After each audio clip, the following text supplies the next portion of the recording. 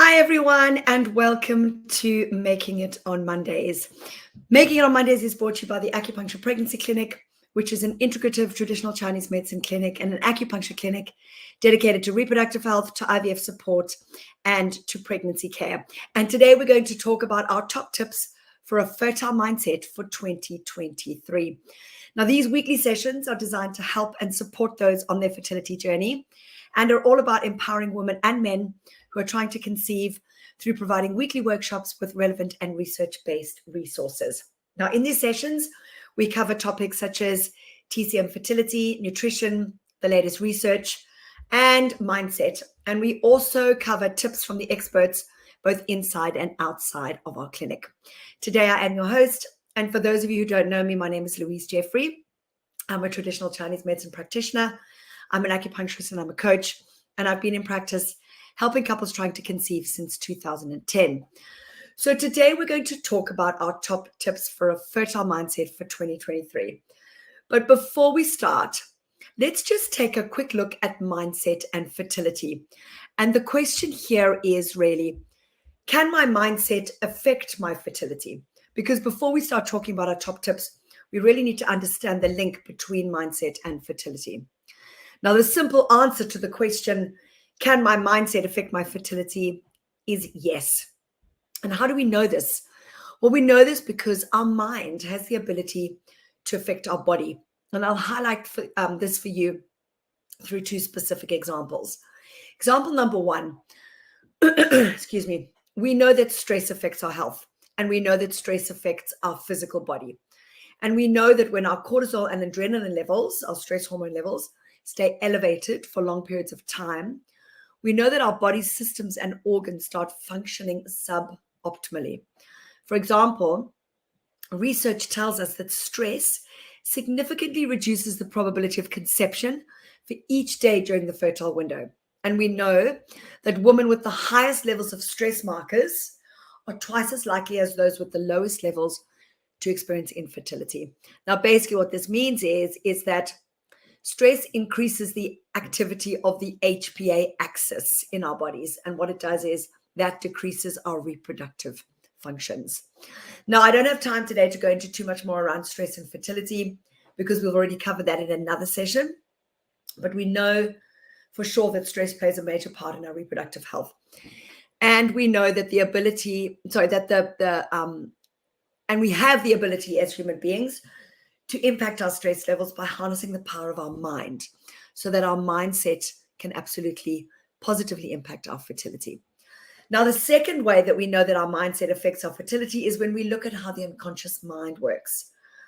Now, you may or may not know this, but the unconscious mind, or the subconscious mind, as it's otherwise known, controls the majority of our thoughts.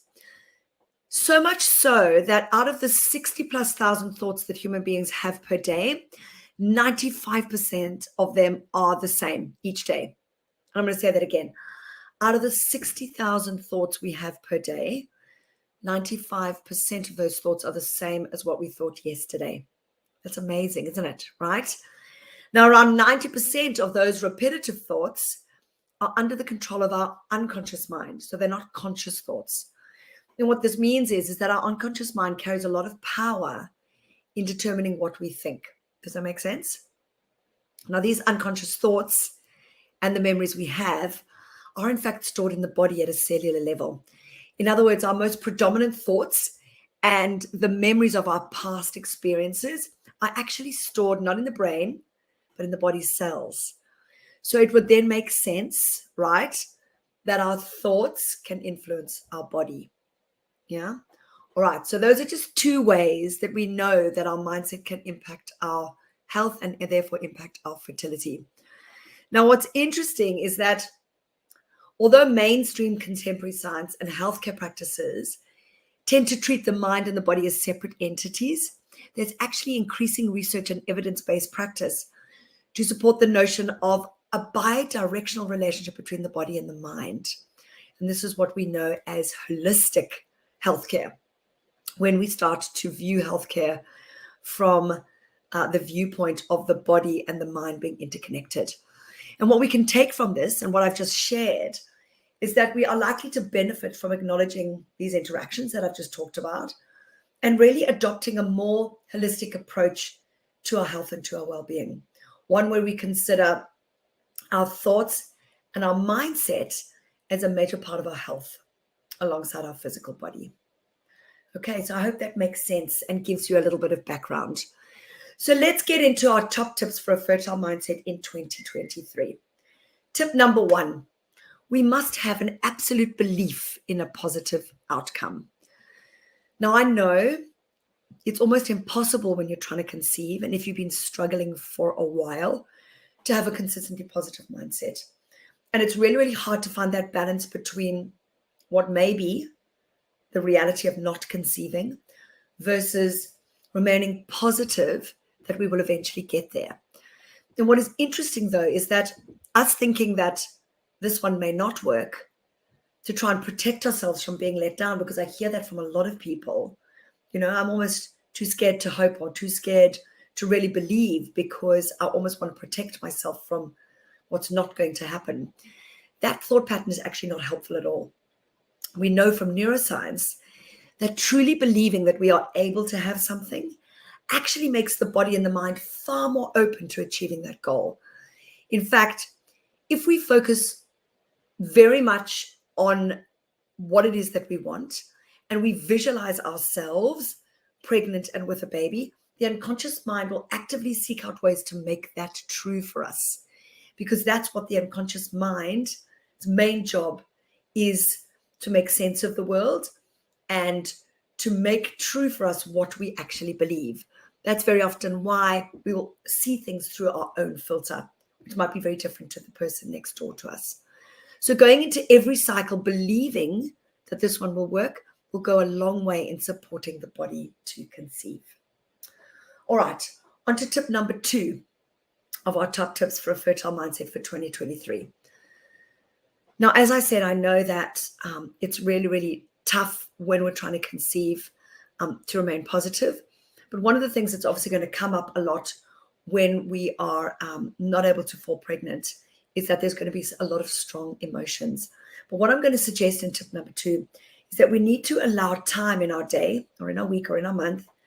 When we're experiencing these emotions, we should allow ourselves time to be sad or to be angry or to feel any emotion that we may be feeling. Because, it's a natural human reaction to try and move away from pain or move away from difficult emotions, to try and distract ourselves from them. But acknowledging our feelings is a really important part of processing the grief and sadness that comes with the challenges of infertility. So what I always suggest to my patients is to make an appointment with yourself from time to time, even if it's just for a few minutes, where you can sit in silence and just be present and curious to what it is that you are feeling. I'm not saying get overwhelmed or completely sucked into those feelings, but more to actually just sit and acknowledge them. Become aware of your thoughts and become aware of your feelings without judgment. And this acknowledgement, rather than the regression or pushing down, actually lifts those thoughts and feelings and allows them to pass. Because the truth is, how does the saying go? What we resist persists. What we repress, we allow to become stronger. So many of us have learned to push our uncomfortable feelings away because we're afraid of feeling them or because it's just too painful. But acknowledging our feelings without letting them take over or drive the bus actually releases them and sets us free. It's really as simple as that. All right. Tip number 3 of our top tips for a fertile mindset for 2023. And you will have heard this one before, and it seems really simple, but it's the practice of daily gratitude. And this is the practice of really focusing on being thankful for our life's precious moments. Now, I know, of course, that when we're struggling with our fertility, it's completely normal and natural to feel sadness and to feel grief at the beginning of each new menstrual cycle. And as I said, acknowledging these feelings is really important for our mental health, as it allows us to process them. So I'm not suggesting that we deny or repress these feelings. In fact, we shouldn't be denying or repressing these feelings. But when you feel up to it, try and take time to journal just 3 things in your life that you're thankful for. And what this does is it helps to shift your perspective back to the present moment and to a more positive mindset, which helps to reduce stress and release endorphins, which are the happy hormones. And these hormones are really helpful for your fertility. And what this also helps to do is to take your body out of the stress response, to take your body out of that kind of sense of holding on too tight, and allows you to let go and be more present in the moment. Moving on to tip number 4 of our top tips for a fertile mindset for 2023. And this is probably the most important one of all, is to remember who you are and to focus on your best self. Now, what do I mean by this? Well, it's really easy when we can't conceive to believe that there's actually something wrong with us and to define ourselves by the label of infertility. But what we want is for you to remember that your not being able to conceive does not define who you are. This challenge that you're faced with, it's a life crisis, yes. And for sure, it's a very significant one too. But your best self, despite your fertility challenges, is strong and alive. And when we're struggling to conceive, our focus on our end goal can really become all-consuming, and obviously for good reason. But it's really important to do what it takes to find your best self again. So take time to really think about and to journal what, prior to this current life, prior to these current struggles, what defined you? Yeah, what made you who you are? And it's really important to focus on reigniting your hobbies, reigniting your talents, and focusing on your solid supporting relationships again. Just focus on who you truly are despite this journey. And we're not suggesting that you ignore the feelings that you have or pretend the challenges aren't real, but rather, despite what you're going through, stay strong too, and reconnect with the core of who you are. All right. Last but not least, our last tip, and this is a really important one. Tip number 5 is to reduce stress. Now, again, this may seem like a really, really obvious one and a fairly simple one, but I just want to highlight once more. Research shows us that stress is a really big barrier to conception. We know that stress significantly reduces the probability of falling pregnant.